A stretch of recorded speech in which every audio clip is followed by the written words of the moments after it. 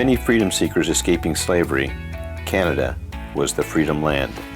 It was a place where they could end their running, a place where they can start a new life as a free individual. My name is Keith Bell. My great-great-grandparents John and Lucinda Brown were among these freedom seekers. Long before the Ambassador Bridge was built, they crossed the Detroit River to Windsor, Canada, as passengers on the Underground Railroad. This intrigued me, so I traveled from my home in California to visit their freedom land. I visited several historic locations that commemorate black settlements established in Canada. Nestled in a quiet neighborhood in Windsor is the Sandwich First Baptist Church.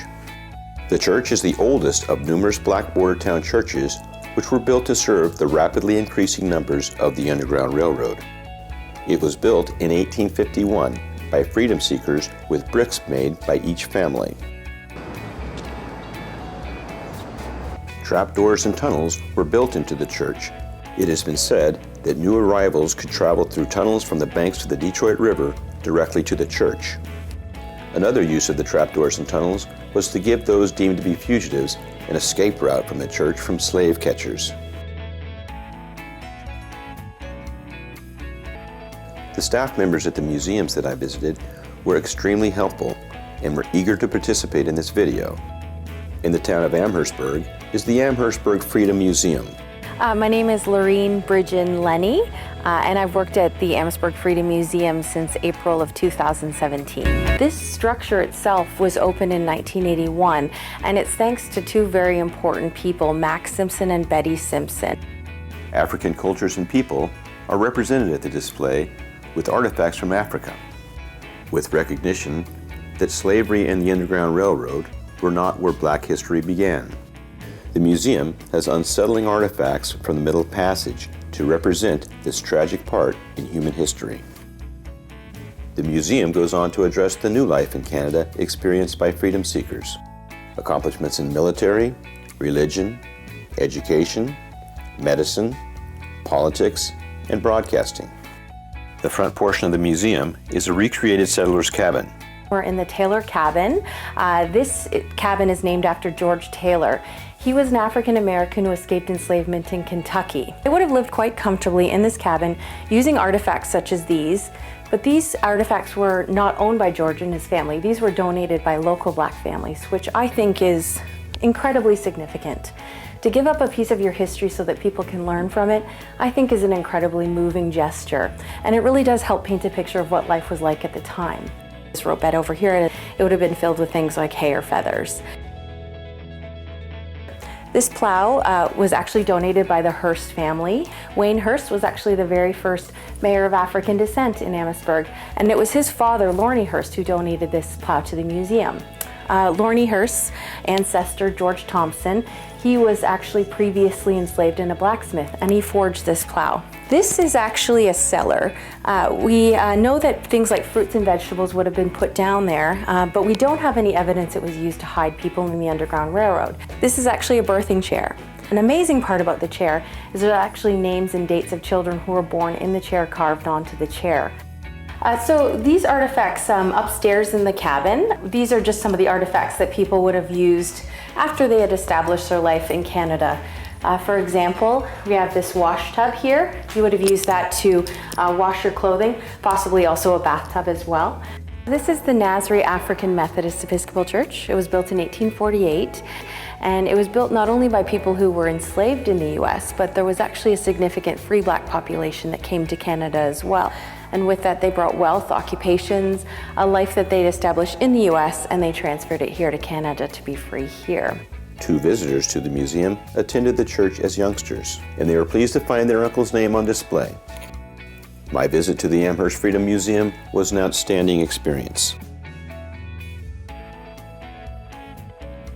The town of Dresden is the location of Uncle Tom's Cabin historic site. The Don settlement was once situated here.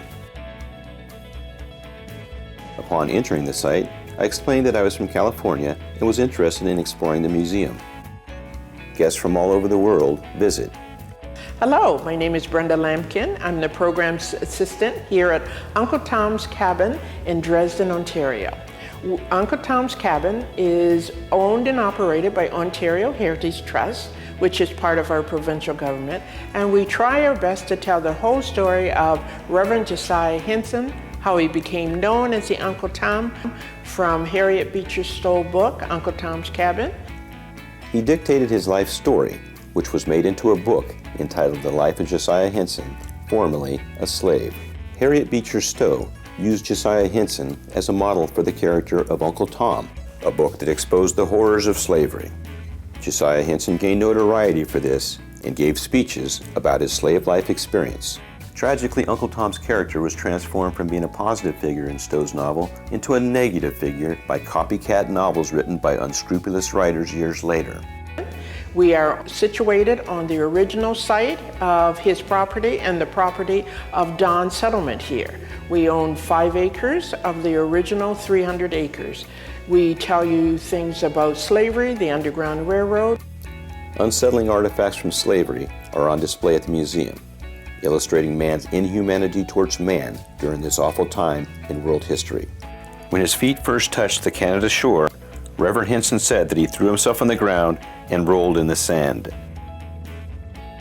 The highly motivated and productive man established the Don settlement, a settlement that provided education and taught skills to refugees from slavery. Black walnut trees covered the Don settlement land, and many trees were cut down to form the settlement. Josiah Henson saw the value in this wood by making furniture.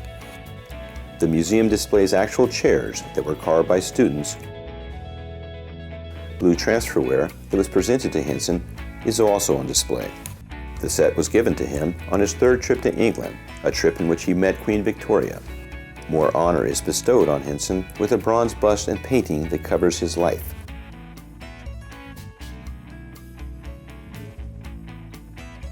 There's an interactive exhibit at the museum that covers the slave trade and covers the abolition movement throughout the years. The museum gives homage to civil rights advocates and recognizes the outstanding achievements made by African Canadians and African Americans. Josiah Henson's actual house was moved to the site and is on display for the public to see. We'll give you an experience going through his original house. And that's his last house that he lived in. That has 2 rooms downstairs, 2 rooms upstairs. The house has been recreated to look like it did when the Henson family lived there. Parts from his church are here. That's not his original church. His original church had to be torn down because of the conditions, but the organ in there is original. Okay. Upon entering the church, music begins playing, giving the feeling of being in a real church.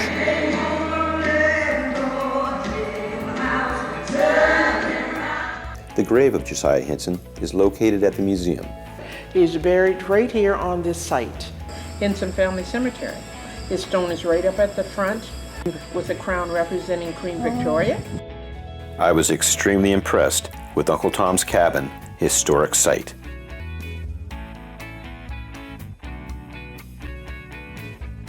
The Chatham-Kent Black History Museum is located in the Wish Center in Chatham. Well, my name is Samantha Meredith, and I'm the Executive Director Curator here at the Chatham-Kent Black Historical Society and Black Mecca Museum in Chatham, Ontario. We always start with the story of Sally Ains. She was an Oneida woman, she was a fur trader, but she was one of Chatham's first settlers. So she bought land from the local indigenous group, and when she purchased her land, when she came over, she brought with her her slaves. So her one slave, Frank, helped clear the land and helped build her cabin. So we always share that story because Frank is about the first recorded Black person in Chatham. This person I always like to talk about over here is Gunsmith Jones. His name is James Monroe Jones. He was born into slavery with his parents. His father, Alan, saved up money to buy their freedom while being in slavery. After they bought their freedom, he sent all 4 of his sons to Oberlin College. His son, James Monroe Jones, moved to the Chatham area later in life, where he married Emily Francis. He opened up a gun making shop here. These are 2 of his guns in the cabinet. These are his 4 daughters. 3 of them were school teachers. Sophia, however, she was the first Black woman to graduate with a medical license from Michigan University. So this cabinet, we talk a lot about the abolitionist John Brown, who came to Chatham.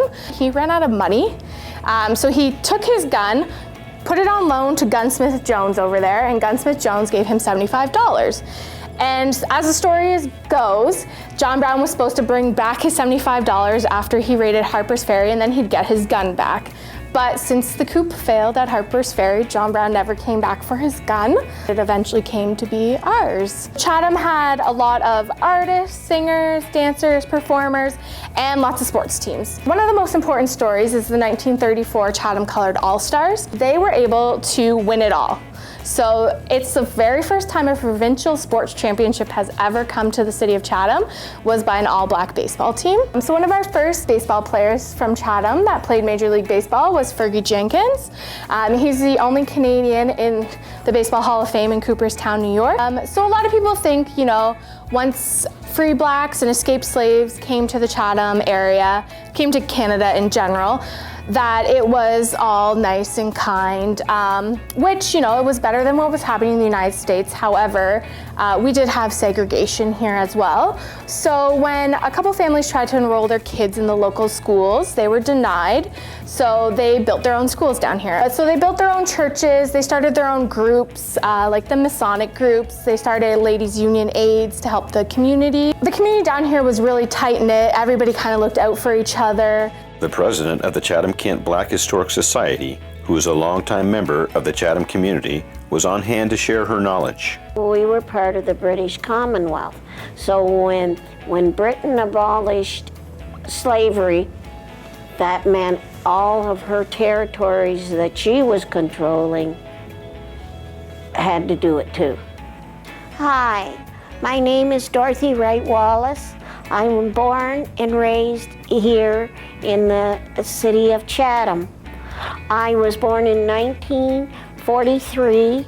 My father was a First War vet. I still live here. I'm still a block from where I was born, and this is my neighborhood. I think highly of it, wouldn't think of another place to be. This is where John Brown held his convention in 1858 at the First Baptist Church here in Chatham, Ontario, Canada. In this room is where he held it. In this area is where most black people lived and still do today, I myself included. Most blacks in this city helped to keep this city running. The Buxton National Historic Site is located in the town of North Buxton. In front of the museum is a replica of the Buxton Liberty Bell. The original bell rang out each time a fugitive reached the safety of Buxton.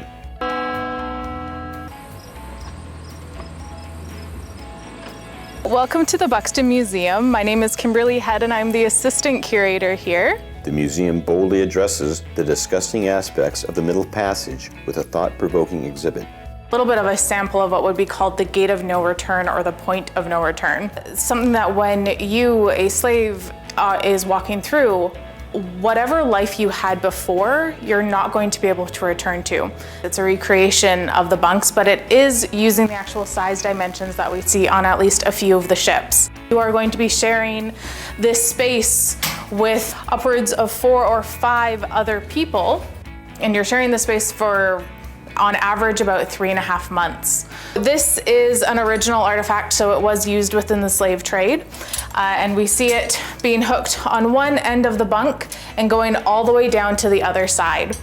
Other artifacts from slavery are also on display at the museum. The expansive museum has many artifacts, including Civil War rifles, antique furniture, and items associated with North Buxton. Sleeping car porters from Buxton are honored with a prominent display at the museum, and their story is told. Also on display is an original settler's cabin. This is the oldest building that we have on the settlement. It was built in 1849, but it actually had people living in it up until 1986. It gives you a really, really good sense of the houses that the people who are coming here were living in. This is very, very indicative of a bed that many people had at the time. The settlers who came here had to basically learn what it meant to be free. They had to come here and purchase their own land and clear their own land and build their own house. And so being able to build something that they could have a lot of pride in was very, very important.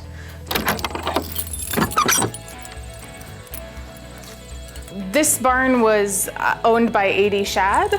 So instead of using metal nails, metal screws, and all of that is made out of wood.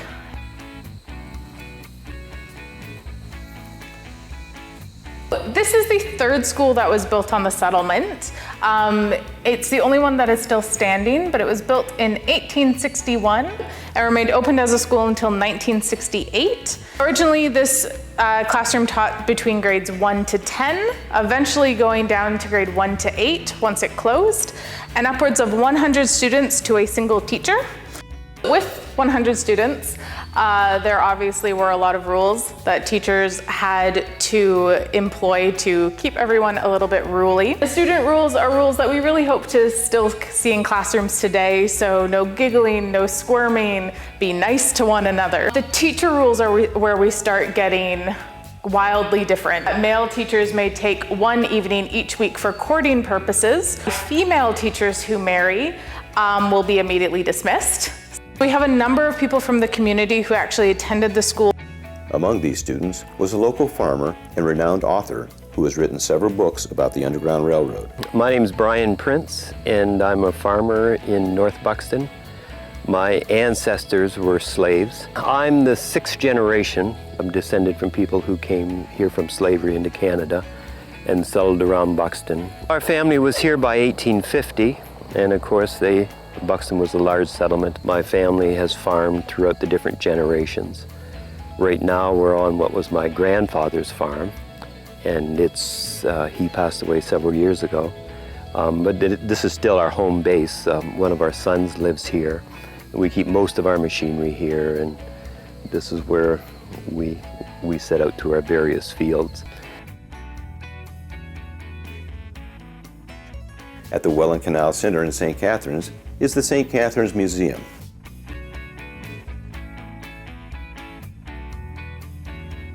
The museum has an exhibit that is very popular. It's the Freedom Seekers exhibit. Many visitors observe and photograph the popular display. Once the crowd moved away, I was able to take my time and give it a thorough examination. The most prominent figure in the exhibit is Harriet Tubman, quite possibly the most famous conductor on the Underground Railroad. Abolitionists such as Frederick Douglass, John Brown, and Anthony Burns are also recognized. Among the churches recognized at the museum is the Salem Chapel British Methodist Episcopal Church. The church is over 150 years old and has had many congregations over the years. It was an honor to enter this historic location. Hi, my name is Rochelle Bush. I'm a trustee and I'm the historian of the Salem Chapel British Methodist Episcopal Church, Harriet Tubman Underground Railroad National Historic Sites, and that's where we are right now. Today you'll learn about freedom seeker descendants that arrived by way of the Underground Railroad, and of course free blacks who migrated to Canada after the 1850 Fugitive Slave Act.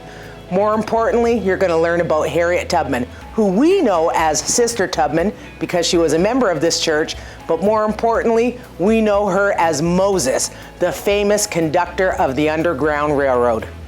I was privileged to receive a tour of the church from Sister Ada Summers, a longtime congregation member and trustee. The original pulpit. And then that was the communion railing. This is the original communion set. That's what the church looked like when it was first completed in 1855, before it was ever stuccoed. Professor Henry Louis Gates, he was here and did some of the filming for African Americans for PBS. And why we had the American flag here is to honor what our ancestors went through to get here. These are the original spiral stairs. Upstairs in the balcony are pews that were present at the church when Harriet Tubman attended it. And I always tell the children, I don't know exactly where Harriet sat, but any one of you might be sitting in the same seat as Harriet. There was one day a young fellow was sliding along the pews, and the teacher said to him, stop doing that. He said, I want to go home and tell my mother I sat in the same seat as Harriet. I said, well, there's one downstairs, you can go down and dust that one for me too. This was the original first coat that was ever put on the wall. A portion of the original church was also saved on the outside. The lady that made this is a professional quilter and a world traveler. And what she's done, she started in the continent of Africa, across the ocean, and into the cotton fields. In Africa, she gave them faces. In the cotton fields, she didn't because she thought they had lost their identity. It took her 2 years to make it. This ship in the ocean, with these being the actual deplorable conditions, they traveled in the bows of the ships. I always tell them we wouldn't treat our horse, pig, and cow and sheep today in the manner that they were treated. The basement of the church has been made into a museum with many photographs adorning the walls. There are photographs of many abolitionists on the wall, including Harriet Tubman, a courageous individual who aided many enslaved people in escaping to freedom, many escaping to St. Catharines. It is easy to ascertain that Harriet Tubman was among the most intelligent, cunning, and bravest people who ever lived. Frederick Douglass once told her, "I know of no one who has willingly encountered more perils and hardships to serve our enslaved people than you have." Douglass's experience sheltering 11 freedom seekers at his home before attaining funds to get them to Canada is recounted at the museum. Mary Ann Shadd, an abolitionist, newspaper publisher, and teacher, is recognized at the museum. One of the several schools that she established in Canada for black children was in St. Catharines, a town she visited often. Freedom seeker descendants are honored at the museum. I was fortunate to meet Sister Bell, who pointed out several family members who were on display. Oh God, but this is my mom. This is your mother right here? Yeah. Okay, that's my dad. This is Grandpa Chester. Now these are my uncles. Uncle Harry, Uncle Richie, Uncle Jim. This one, the Bat Boy. He's Dr. Ralph Bell. Now he used to travel with Billy Graham. It was great to see old photographs of African Canadian athletes from the St. Catharines area. Visiting the church was an uplifting experience, and it was wonderful to see the reverence given to Harriet Tubman. More honor was bestowed on her by St. Catharines by naming a school after her. The Harriet Tubman Public School is located near the museum. The brick building features a life-size statue of the Great One. The township of Wellesley was the location of the Queensbush settlement.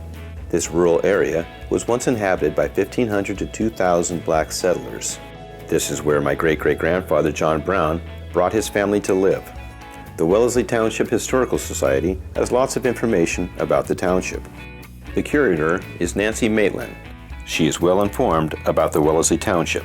The museum that she maintains is filled with artifacts from the Wellesley area. Nancy had found the exact location of my family's farm. She explained that it was near Hawksville, a small town not far from the town of Wellesley. On 2 separate occasions, she drove me around the township. She pointed out the improvements that had been made. Can't quite see, it slopes down there, and they've added all this for expansion. Nancy received directions to Temperance Island. Emancipation celebrations were held here in support of the abolition of slavery in the United States. In the initial celebration in 1863, almost 1,000 people sat down to eat a picnic lunch here on Temperance Island. The area is heavily populated by people of the Mennonite religion. And then, like this Target Road. They harvest crops in the same manner that their ancestors and my ancestors once did. This 11-acre plot of land in the Wellesley Township is a place that I long to see. I'm Nancy Maitland, and I'm the curator of the Wellesley Township Heritage and Historical Society collection. I'm here with Keith today, and we're standing at the edge of Lot 19, Concession 14 in Wellesley Township. This is the land where Keith's great-great-grandfather, John Brown, and his great-grandfather, Daniel Brown, lived from about 1843 to at least 1871. By 1871, our records show that John Brown owned this land after settling here in 1843. And I'm thrilled. This is great. Okay. Thank you. Well, I did it. I traveled to Canada, visited several extraordinary museums, met many interesting people, and had a great time on my trip to the Freedomland.